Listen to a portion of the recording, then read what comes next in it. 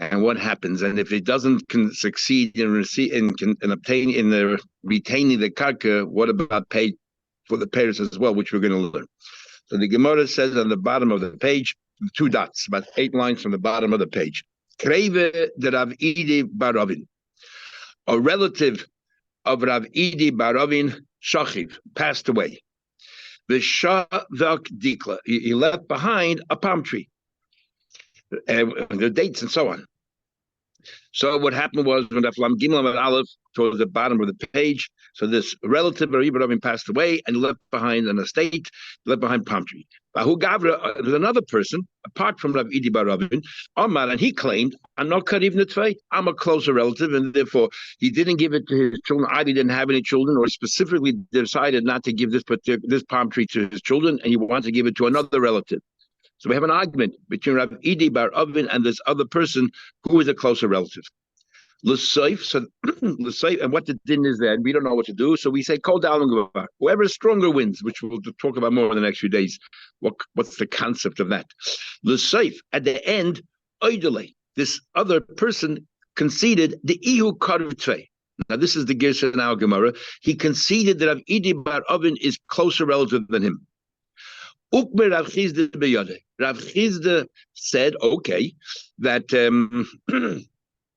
what do you call it? Gave it back to Rav Idi Barovin. It's clear. The guy, the other relative who managed to obtain the property, was finally minded that Rav Idi Barovin was deserving of this property because he's a closer relative. Pretty straightforward. Oh, Malay Rav Idi Barovin said, 1 second, you had it for a few years. The meal, you kept the produce. So therefore, reimburse me. You had no right to it. Give me back all the fruits that you ate. From the day that you settled on the property, ad hashta, until today. That's what Rav Idi Barovin claimed. Says Rav Chizda. Omar, he said, people say that you're a great man. In fact, we had the Gemara Shabbat of Chav Gimel on the base when he passed by, I think it was Rav Chizda, who passed by a house and he saw 2 candles they're burning, and some say it was a Hanukkah, some say it was Rishonim, some say it was Shabbos. Pashup Shadim Bari was Shabbos. He said, so many candles, that means they're going to have so many children, Talmidei Chachamim. And we said from that, the 2 children were born. One was Rav Idi Barovin and one was his brother, I forgot his first name. So he said it'll be 2 great people. So now he's saying, you're the great person that we talked about. Aman Kosamich. Why do you think you have the property in the first place? Only because that person said so. Mar Ahai. But he himself said clearly that what? That he was a closer relative. And so therefore, because he said he was a closer relative, so why did he give it to you now? It's as if he gave it to you as a gift. And because it's as if he gave it to you as a gift, why should he pay you for the fruits? Says the Gemara, don't wear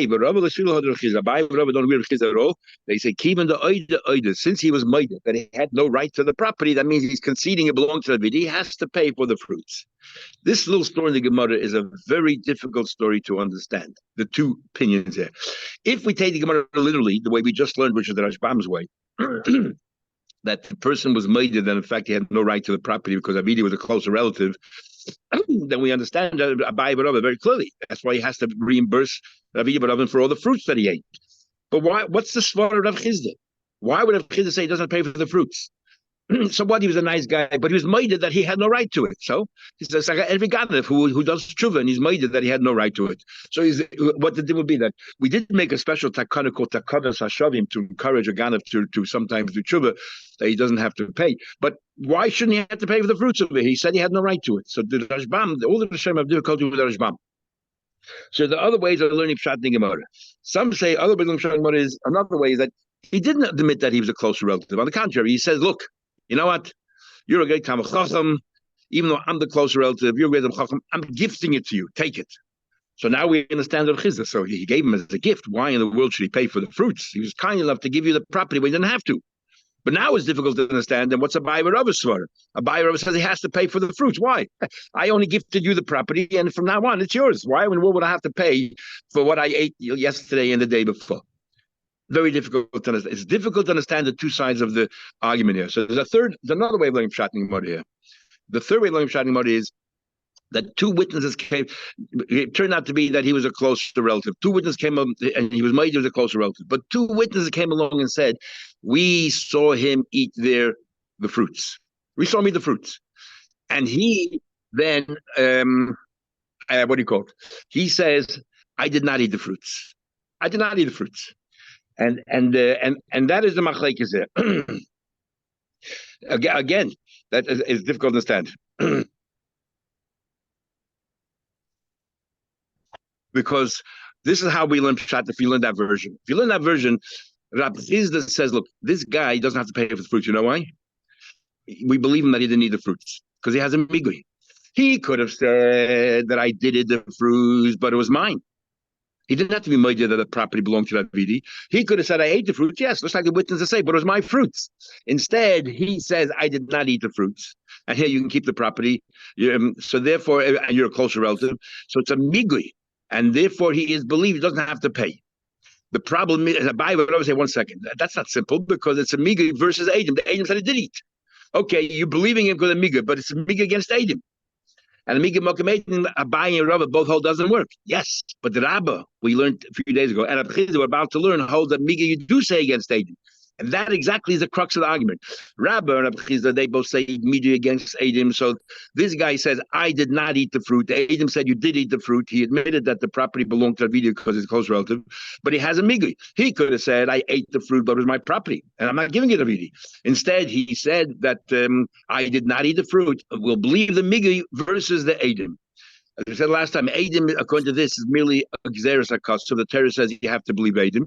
And Migui is a very compelling logic, and the logic overrides the Xeris Hakas as far as the verity of what happened. That's a third way of learning. Another way of learning Pshat is that the Adam come along and they say that Rav Idi is a relative. They don't know if he's the closest relative, not the closest relative, but they know for a fact that Idi is a relative of this person who died. The other person, the other stranger who claims to be a relative, no one knows if he is, if he isn't. We're not saying he isn't, and we're not saying he's not closer. We don't know. So we have a vaday Rav Idi and a suffix the other person, and therefore we say that the property has to go to Rav Idi because we have a vaday.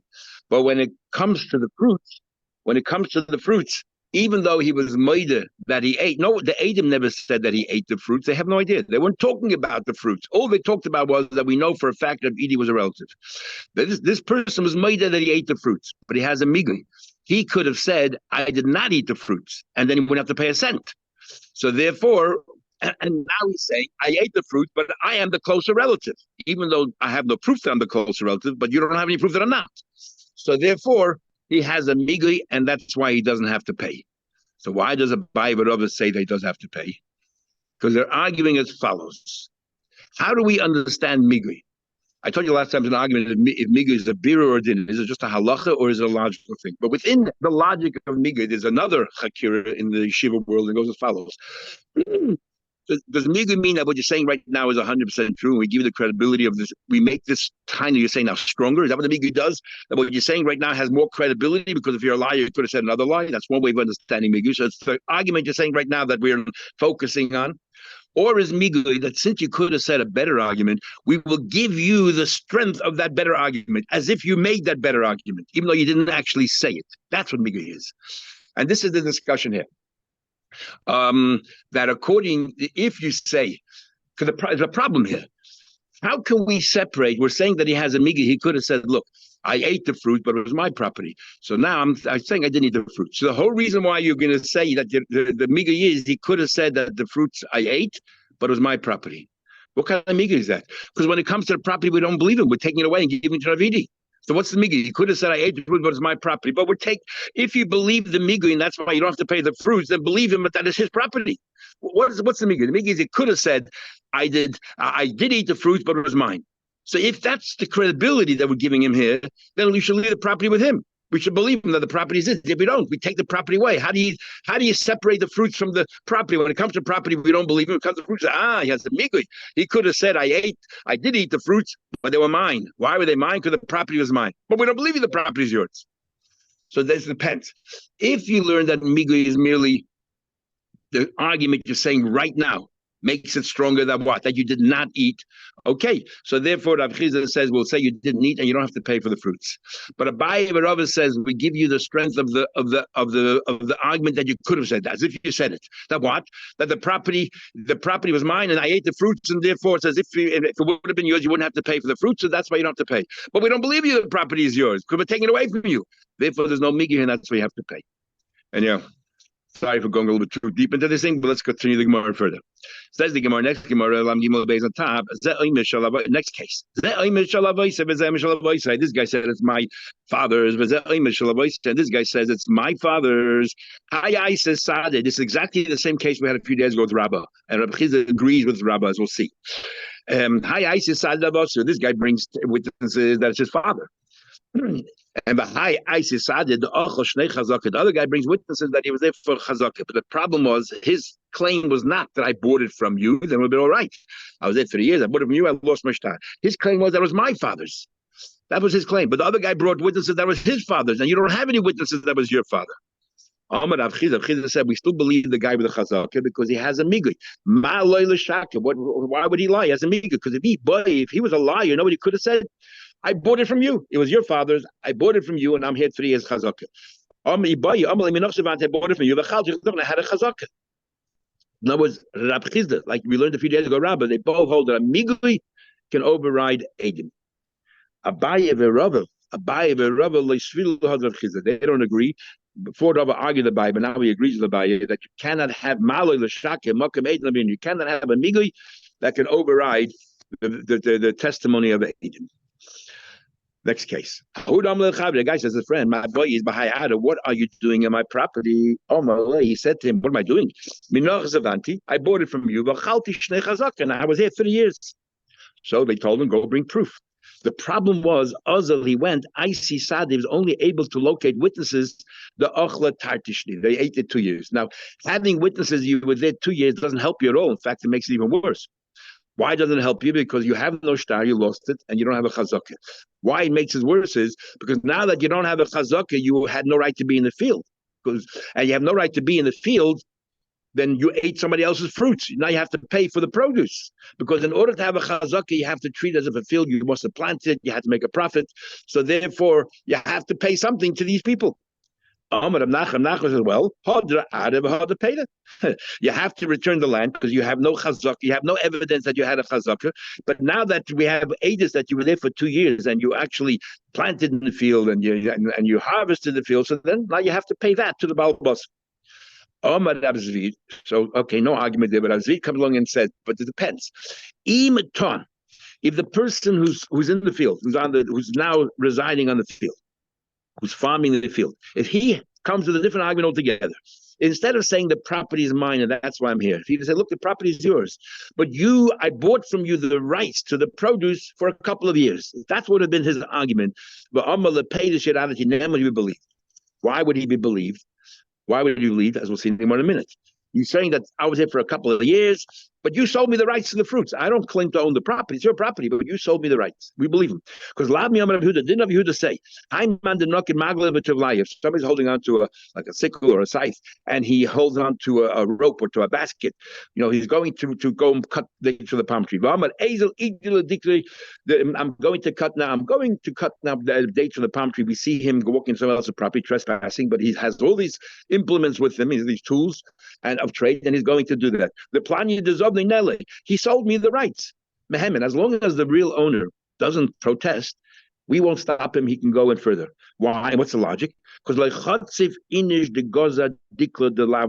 person would not have the chutzpah to walk into somebody else's property and do this. But going forward, of course, the owner can stop you. You prove that. Why? There's a difference between what happened in the past and going forward.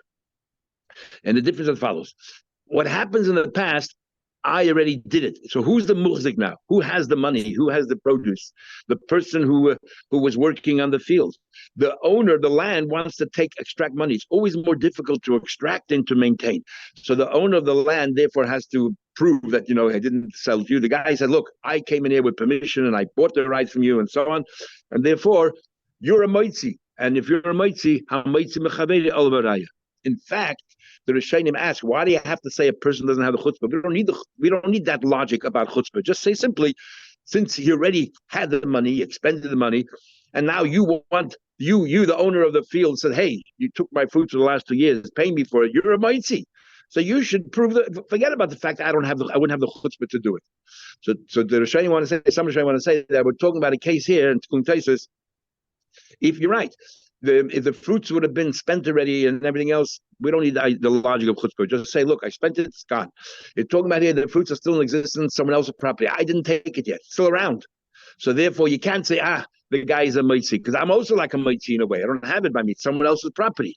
So the reason why you believe me, the one who actually harvested the field, is because a person wouldn't have the chutzpah. That's only regarding past tense, not regarding future tense. So the obvious question is, so when it comes to the karka, the same thing. If I walk into your karka and I say the karka is mine, a person would have the chutzpah to make such a claim. So say it, believe me, the karka is mine. Ask the Gemara.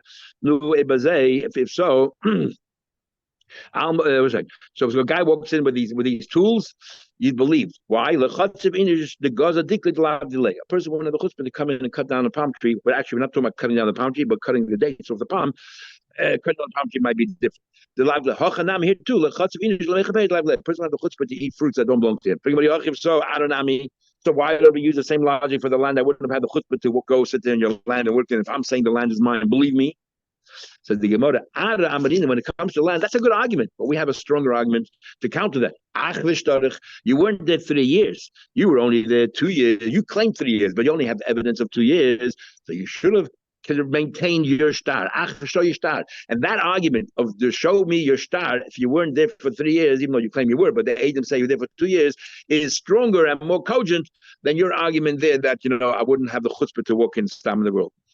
But if that's okay, it's the perinami. So if he claims that you sold me the rights of the fruits, let's say to him, no, show the contract. So nami.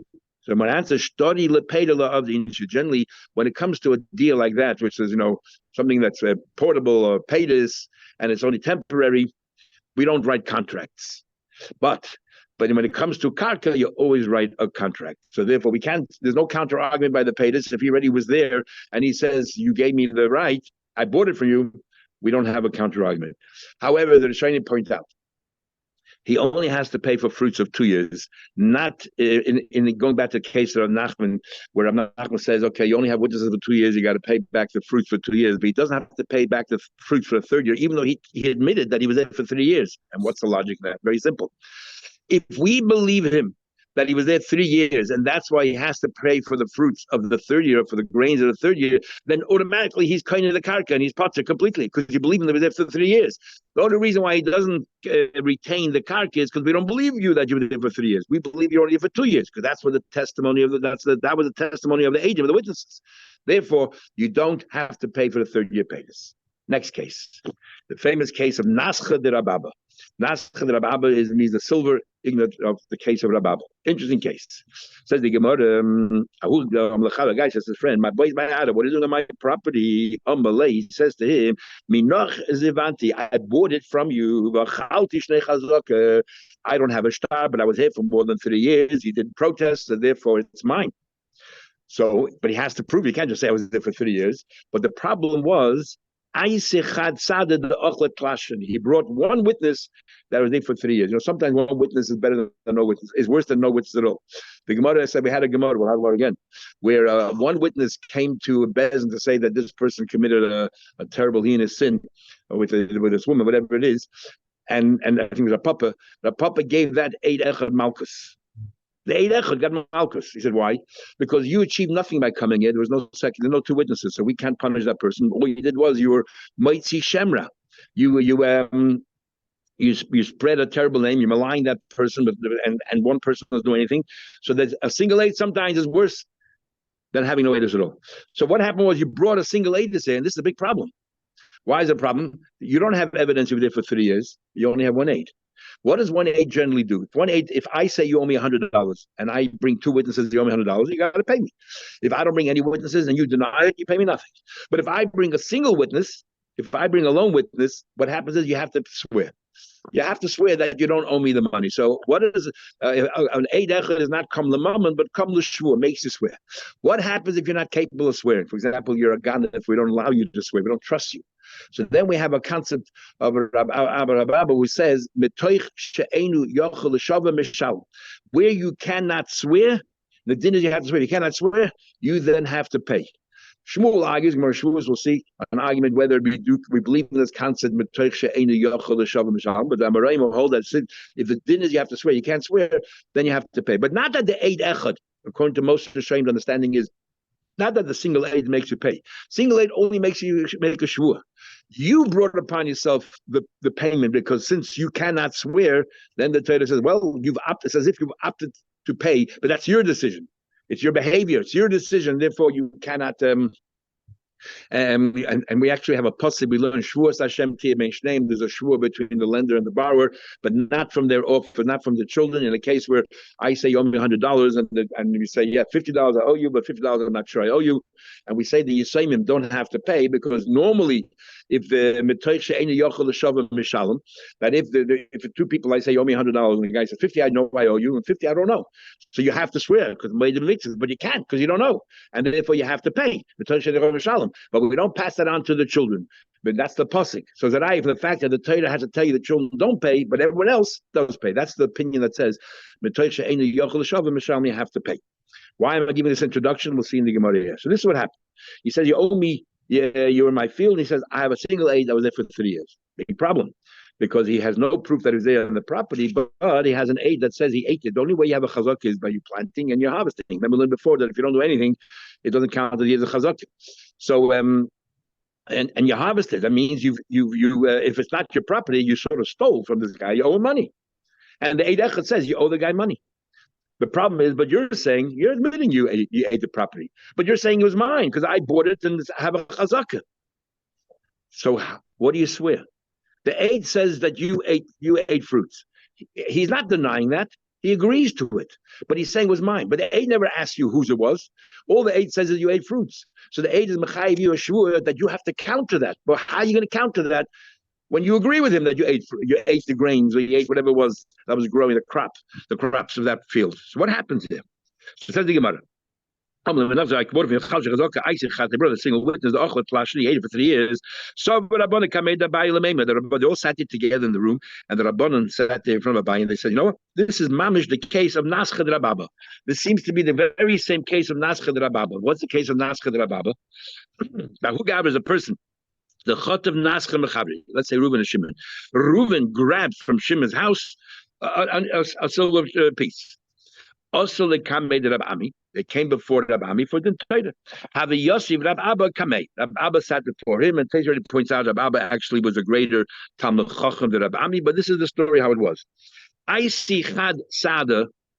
So then this person, the plaintiff, let's say Reuven, who claims that Shimon stole from him that silver, brought an aid. The Mechtav Chacham that he stole that silver piece. The problem was he didn't deny that. Amalei, he said yes in. He agrees.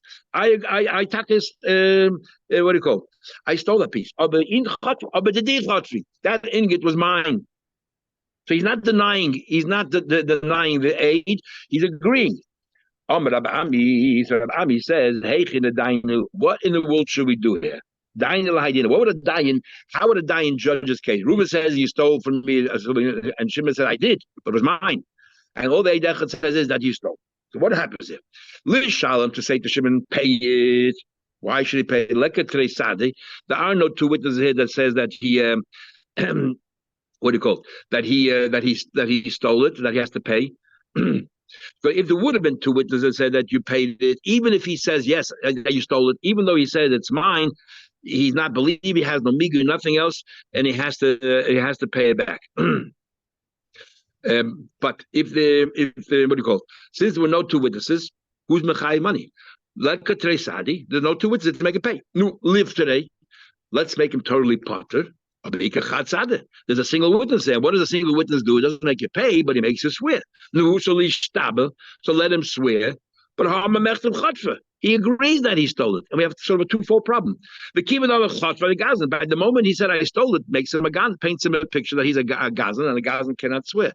Navas, he's saying I'm not a Gazan because it was mine. But we never asked you for that shvur. The Eid Echad never asked you whose it was when you stole it. So what do you do? That was the question that Rabbi asked. Omar Rabba said, I'll tell you, it's a conundrum, but I'll tell you what we do. Shimon has to swear that he did not take it, but he can't swear that because he admits that he took it. Navas, his argument is it was mine. And anybody who swears a shvua that anyone's mechuyev a shvua that he's not capable of swearing has to pay. So we wanted to compare our case. So some say it's mamish the same case, some say it's similar. The same thing over here. The Eid Echad is saying that you were there for 3 years and you ate Peters there. By saying he was there for 3 years, he's tantamount to saying and you ate Peters for 3 years. So L'chayda, you have to swear that you didn't. But you agree that you ate Peters. But your argument is that was mine because I owned the property. It was mine. Since you cannot swear that because nobody's making you swear that, therefore you're going to have to pay for the fruits of the 3 years. That's what they're comparing to. The Rishonim already asked, why doesn't he have a migui? Over here, he could have denied the Eid Echad. Even if he says I stole mine, he has to swear. He has to swear. So if he's going to swear anyway, he had a migui. He could have said I did not steal it, and there has a migui. So Taisa brings up that concept, which is a big machlekes rishonim. It's called a migui dehazah. It's a chutzpah to look the Eid Echad in the eye and say, I did not steal it, when the Eid Echad stood there and saw you stealing it. And generally, do we say, it's one thing if you actually said it, but if you didn't say it, and we're going to say, oh, you could have said, maybe you couldn't have said, maybe he doesn't have the courage to say an open line. And there are other explanations as well. Says the Gemara, Abai says, no. The case of Rab Abba, of Naschad Rab Abba, has nothing to do. In the case of Naschad Rab Abba, since he cannot swear, he has to pay. But in our case, it's a different story. The guy admits that he ate fruits, but he's claiming they're his own property. We're not saying that it's not his property. We don't have proof one way or another. He was the Thriyah Chazak. He said nobody protested, but he doesn't have evidence that that's the case. So it's not that we have evidence that he's a liar. He brought an Eid Echad, in fact, that's the case. He just doesn't have enough sufficient evidence. So it's a very different story. Why? What do you compare? In the case of Naschad Rab Abba, the Eid Echad is a hostile witness. He's saying that you stole it. And because he's saying it that you stole it, therefore, you have to swear to get out of it, but you can't because you agree that you took it. The only difference is you're saying it's my own. And what's the proof? If there would have been a second witness supporting the first witness that they both say we saw you steal it, we take it away from you. And you cannot say it was mine, prove it was yours. Because they do Adam establish the chazaka, that guy definitely was the owner, and therefore you had no right to take it. You're claiming it's yours, prove it's yours.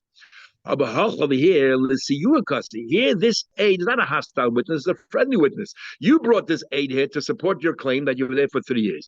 Had there been a second aid, there would have been a second aid, then what would be the din? We would say the property is yours, you wouldn't have to pay a penny for the payers. You wouldn't have to be yours at all. So therefore, if a 1A comes along and says that you're there for 3 years, we're not going to make you pay and say, oh, but since you cannot swear, you have to pay. He's not here to make you. He's not here focusing on the fruits. He's here focusing on the property to support you. And therefore, you don't have to pay the fruits. But if you want to compare to the Baba, the following case. If you bring witnesses that you weren't there for 3 years, you lived for 2 years, then they're actually harming you. You have no evidence at all that you lived for 3 years. And they're saying you're there for 2 years, which means that the property in no way became yours. Where's your star? You don't have a star. And because you don't have a star means you have no right to be in the property. But you ate fruits for 2 years, pay up. That is like Naschad Baba. But you're saying that you were in fruits, but it was my own. So therefore, and they're saying that you ate one aid comes along and says you were there for 2 years. And the aid said if you're there for 2 years, which means you didn't really own the property, you had no right to the fruits. And you're saying, yes, I ate the fruit, but really it's my property. So you cannot argue, you cannot swear against the aid because the aid is saying you ate fruits, and you're agreeing you ate the fruits. The only thing is it was mine. Since you cannot swear against the aid, and the aid is not helping you at all because you're saying you were there for 2 years, which means you should have retained the contract and you didn't. Therefore, the aid is really like a hostile witness. In that case, you would have to pay for the fruits. Will the pay in fruits? Okay.